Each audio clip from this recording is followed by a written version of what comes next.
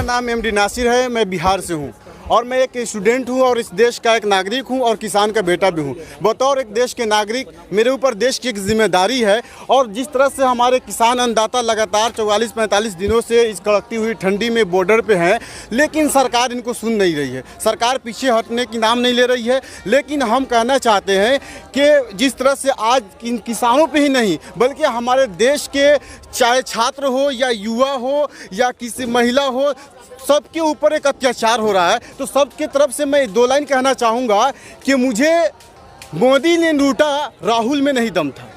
मुझे मोदी ने लूटा, राहुल में कहाँ दम था। मुझे मोदी ने लूटा, राहुल में कहाँ दम था। जीडीपी वहाँ डूबी जहाँ अच्छा नेता ही कम था।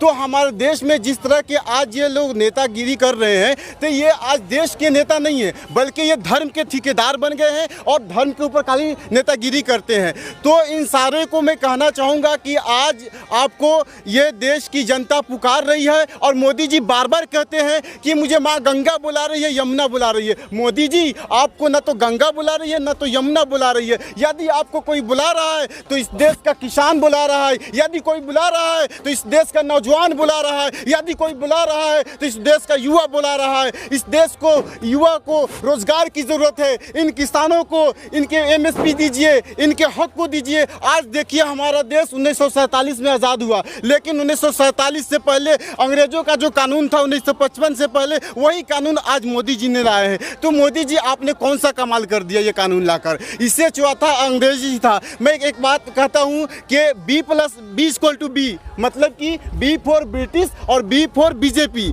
दोनों एक ही है।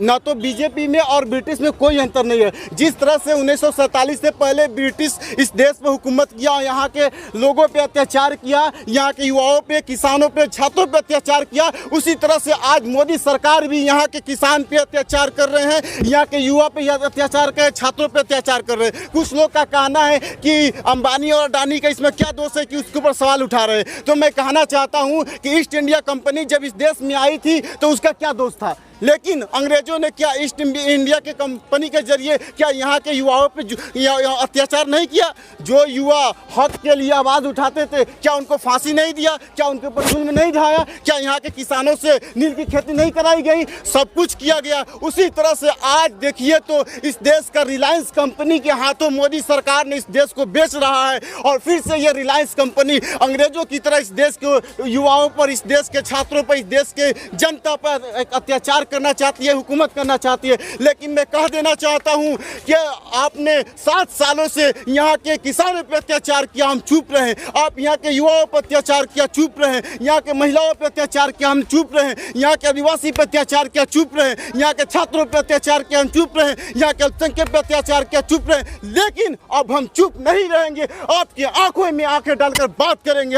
हम अपना अधिकार लेके रहेंगे। अब हम चुप नहीं रहेंगे। हमारे जैसे बहुत सारे छात्र भगत सिंह की हिस्टोरी पढ़े हैं हम लोग कोई ये फिल्म मेकर और अमिताभ बच्चन और हेमा मालिनी की हिस्टोरी, बायोग्राफी हमने नहीं पढ़ा है। हमने पढ़ा है भगत सिंह, अशफाकुल्लाह खां के बायोग्राफी को पढ़ा है। आज एक बीजेपी की सांसद है मथुरा से, क्या नाम है उसका, हेमा मालिनी जी। उनका तो नाटक आप लोग सब देखते हैं। वो क्या करती है कि लिपस्टिक लगा लेती है, पाउडर लगा लेती है 1 kg और ऊपर से हेलीकॉप्टर पे नए साड़ी पहनकर किसान जब खेती करते हैं उस वक्त किसान की नाटक करने के लिए वो खेतों में पहुंच जाती है। अरे हेमा मालिनी जी, मैं आपसे एक बात कहना चाहता हूं, मेकअप वाली सुंदरता कोई सुंदरता नहीं होता है। अच्छा, असल में सुंदरता है वो दिल की सुंदरता है।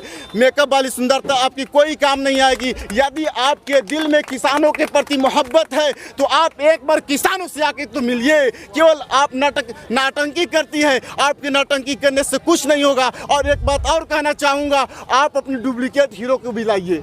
मैं जानते हैं डुप्लीकेट हीरो कौन है। उनके जो लड़के हैं, क्या नाम है, सनी देओल, वो बोलते हैं 2.5 किलो का हाथ है। अरे सांबा, यहाँ 1.5 किलो के हाथ वाले जो इस जमीन को फाड़ कर अन्न उगाते हैं, वो 1.5 किलो वाले हाथ यहाँ पे पहुँच चुके हैं। आप अपने अधिकार को लेने के लिए आप कहाँ पे छिपे हुए हैं। केवल आप पर्दा के पीछे और सिनेमा पे अपनी देशभक्ति दिखाते हैं। असल में अगर आपके अंदर सचमुच में देशभक्ति है तो एक बार इन किसान भाइयों के पास तो आकर इनसे मिलिए और इनसे बात तो कीजिए।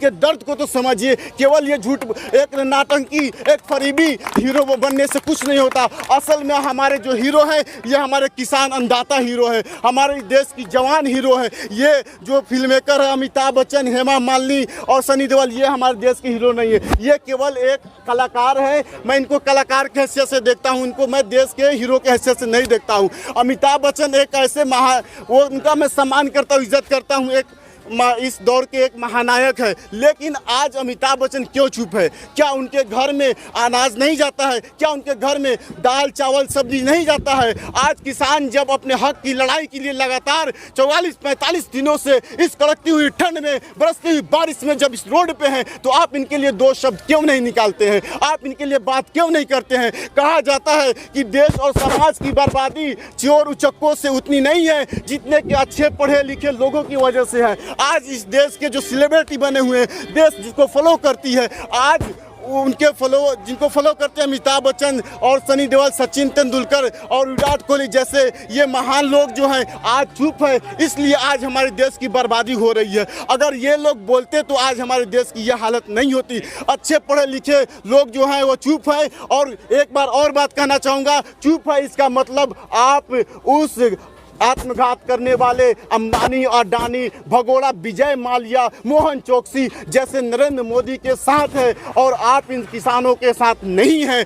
तो प्लीज़ मैं तमाम देशवासियों से कहना चाहूँगा कि आप ज़रूर इन किसान भाइयों का हौसला अफजाई करने के लिए एक बार इन किसानों से आकर मिलिए, इनके लिए आवाज़ उठाइए। और मेरे जैसे युवा से भी मैं कहना चाहूँगा, आप कब तक चुप रहेंगे? आप सबकी एक ख्वाहिश होगी, इच्छा होगी कि हम देश के लिए काम करेंगे, आप आईपीएस बनेंगे, आईएएस बनेंगे, तब आप देश और समाज की बात करेंगे। लेकिन मैं कहना चाहता हूं, आईपीएस और आईएएस बनने की जरूरत नहीं है। यदि आप सचमुच में समाज की सेवा करना चाहते हैं, देश की सेवा करना चाहते हैं, तो जिस उम्र में हैं आप उसी उम्र से अपने आवाज़ को बुलंद कीजिए, इन किसान भाइयों के साथ खड़े होइए। आज ये इनके साथ अत्याचार हो रहा है, यदि आप इनके साथ खड़े नहीं होंगे, आवाज़ नहीं उठाएंगे, तो आने वाली पीढ़ियाँ आप पे हंसेंगी। सो मेरे गाइस, मैं इतना ही कहकर अपने वाणी को विराम देता हूँ। जय जवान, जय किसान।